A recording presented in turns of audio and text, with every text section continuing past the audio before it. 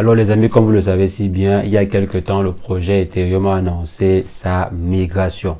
Donc d'ici la fin de cette année, comme l'a annoncé quelques développeurs, d'ici la fin de cette année, voire d'ici septembre ou bien octobre 2022, le protocole sur le projet Ethereum ne va plus se baser sur du Proof of Work, mais plutôt sur du Proof of Stake. Maintenant, les frais de gaz seront bel et bien réduits, donc les frais énormes qui sévissent souvent lorsque vous voulez faire une transaction sur la blockchain Ethereum ne sera plus aussi énorme. Donc les frais ne seront plus très élevés dû à la migration vers du Proof of Stake. Donc les différents mineurs qui recevaient souvent des commissions parfois élevées ne vont plus recevoir des commissions aussi énormes parce que maintenant la technologie ne sera plus basée sur du Proof of Work. Et aussi le nombre de transactions devrait être considérablement amélioré. Donc actuellement, si on fait, le nombre de transactions est très bas. Je dirais très bas. Le nombre de transactions à la seconde est très réduit. Donc avec une technologie pareille, donc celle du Proof of Stake, je pense qu'on irait sur du minimum x20 voire x100 même en ce qui concerne le nombre de transactions à la seconde sur la blockchain Ethereum. Actuellement, le nombre est très réduit. Donc dû en fait à son protocole actuel. Donc ils ont annoncé cela et le marché a plutôt bien réagi. Donc depuis quelques temps, on voit le marché essayer de se relever. Surtout en fait le projet Ethereum et toutes les différentes dérivantes du projet Ethereum, à savoir le Shiba Inu et consorts, donc tous les différents projets développés sur la blockchain, bien tous les différents projets qui ont pour support la blockchain Ethereum se sont également comportés plutôt bien. Donc les altcoins en général se sont plutôt bien comportés. Donc plusieurs en fait analystes se posent la question de savoir si est-ce que Ethereum peut un jour atteindre le prix du Bitcoin. Est-ce que le prix d'Ethereum qui tourne autour de 1700-1600 $ peut un jour atteindre le prix du Bitcoin? Donc peut-être va dépasser même le prix du Bitcoin. Atteindre d'abord le prix actuel du Bitcoin, c'est-à-dire peut-être 25 000 $ et un jour même dépasser celle du Bitcoin. Donc si le Bitcoin est à 100 000 $, est-ce que le prix de l'Ether peut vraiment dépasser celui du Bitcoin? Aller par exemple à 101 000 $, si le Bitcoin est à 100 000 $, aller à 101 000 voire 102 000 $ pour un Ether. Donc c'est ce que nous allons essayer de voir ensemble dans cette vidéo. Et si jamais c'est la première fois que vous atterrissez sur cette chaîne, quotidiennement nous faisons de superbes vidéos sur le décryptage de crypto-monnaies, d'investissement en bourse ou investissement en ligne de façon générale. Donc tout ce qui tourne autour du making money online. Donc si jamais cette thématique vous intéresse, n'hésitez pas les amis, abonnez-vous et cliquez sur la cloche pour ne rien rater des prochaines vidéos. Alors les amis, en ce qui concerne le sujet du jour, on va simplement se retrouver après une brève introduction.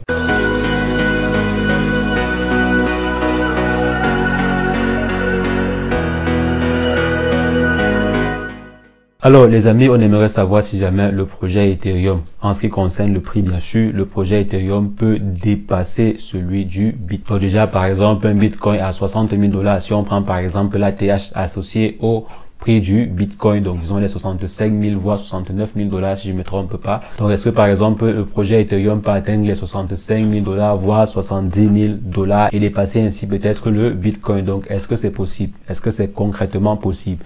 Donc dû à sa nouvelle migration qui va être effectuée, beaucoup de personnes ont de l'espoir, beaucoup d'adeptes de la blockchain Ethereum ont de l'espoir.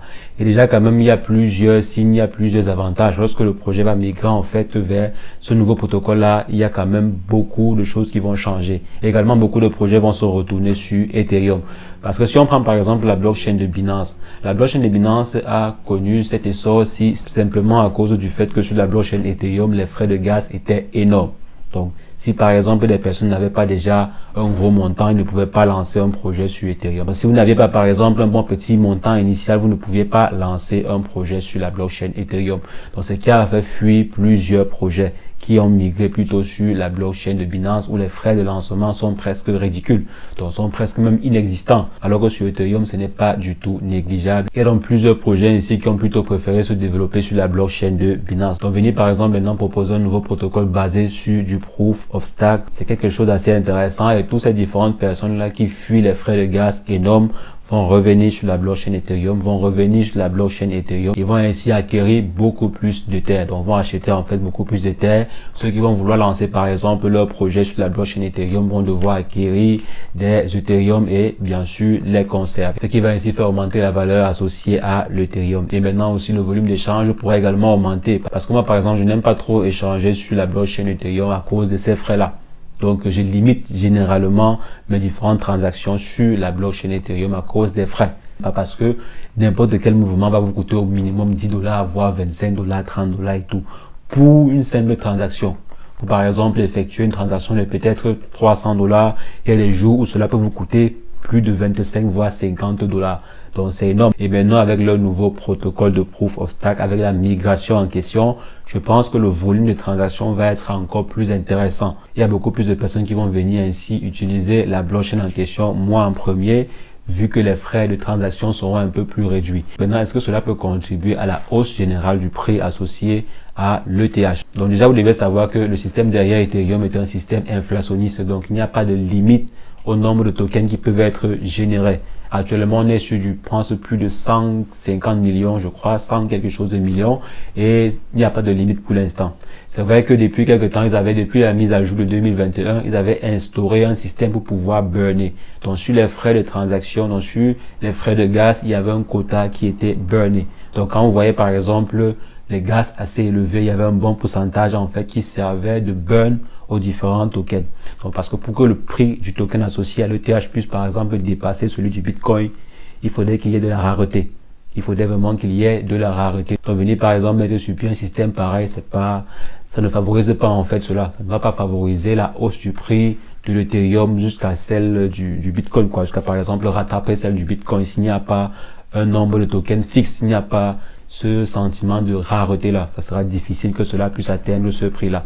Et maintenant avec la nouvelle technologie, donc avec la migration sur du Proof of Stake, vu que les frais de gaz seront réduits, également la quantité de tokens burnés sera aussi réduite, donc ce qui ne va pas favoriser la rareté. Donc là, il y aura un petit souci de rareté. Donc le concept de rareté qui fait également augmenter le prix associé à ces différents tokens là ne sera pas vraiment respecté, quoi. Donc le burn ne sera pas intense, mais il est possible que les différents fondateurs derrière le projet mettent une mise à jour sur pied. Donc c'est tout à fait possible. Comme par exemple la mise à jour qui avait été mise sur pied en 2021 pour burner. Parce que là, ils avaient remarqué, vu que les tokens étaient générés de façon automatique et de façon aussi illimitée, cela en fait n'encourageait pas la hausse significative ou bien n'encourageait pas une certaine évolution du prix. Parce qu'il y a beaucoup de personnes qui détiennent des ETH en espérant que cela puisse atteindre un jour les 15 000 $, 20 000 $, 50 000 $, voire 100 000 $. Donc, s'il n'y a pas un système derrière ou bien un très bon mécanisme qui est mis sur pied pour encourager la hausse du prix, ça ne sera pas du tout évident. Ça ne sera pas du tout évident. Donc, est-ce que moi je pense que le prix de l'Ethereum peut atteindre celui du Bitcoin? Il n'est pas du tout impossible que cela atteigne. Mais avec les conditions pareilles, c'est très difficile. Avec les conditions pareilles, avec les paramètres pareils, c'est très difficile que le prix associé à l'Ether puisse atteindre celui du Bitcoin. C'est très improbable. Maintenant, avec les futures mises à jour qui pourraient être mises sur pied par les différents fondateurs, alors oui, cela pourrait être possible. On a vu que les différents fondateurs ont la volonté de vouloir corriger les différentes failles associées à leur projet. Je pense très bien que s'ils effectuent les bonnes mises à jour, alors cela pourrait très bien atteindre, voire dépasser même le prix associé au Bitcoin. Ce qui est bien, c'est qu'ils ont la possibilité de le faire. Et ils ont aussi la notoriété qui va avec. Ils ont la notoriété, ils ont plusieurs projets. Je pense qu'aujourd'hui, s'il y a 10 000 tokens qui sont lancés, il y en a au moins 5 000, voire 6 000, peut-être même plus qui sont lancés sur la blockchain Ethereum. Et maintenant, avec la migration qui arrive aussi, je pense qu'ils vont rafler au minimum les 3/4 du marché. Ils vont rafler une bonne partie du marché. Dû au fait que les frais de gaz ne seront plus élevés, plusieurs projets vont se délocaliser, même plusieurs projets vont choisir être lancés ou bien être développés sur la blockchain Ethereum parce que mine de rien quand même, c'est l'une des blockchains les plus sûres actuellement, si c'est l'une des blockchains les mieux décentralisées actuellement. Si Binance est là, mais quand même on a un peu peur de Binance.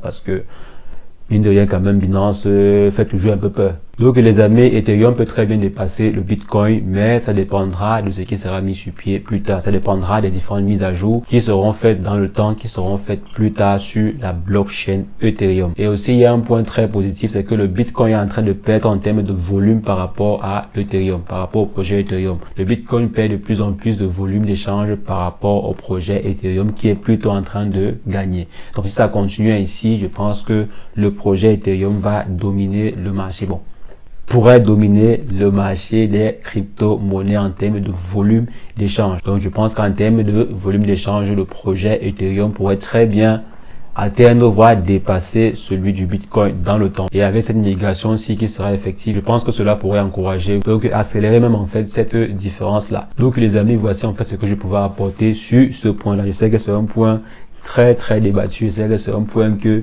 les différents adeptes du projet Ethereum aiment bien débattre, aiment bien défendre de temps à autre. Donc voici ce que je pouvais apporter à mon humble avis. Dites-moi ce que vous en pensez en commentaire. Est-ce que vous pensez que le projet Ethereum peut dépasser? Si oui, quelles sont les conditions que le projet Ethereum doit d'abord rassembler pour pouvoir dépasser le projet Bitcoin, donc le Bitcoin.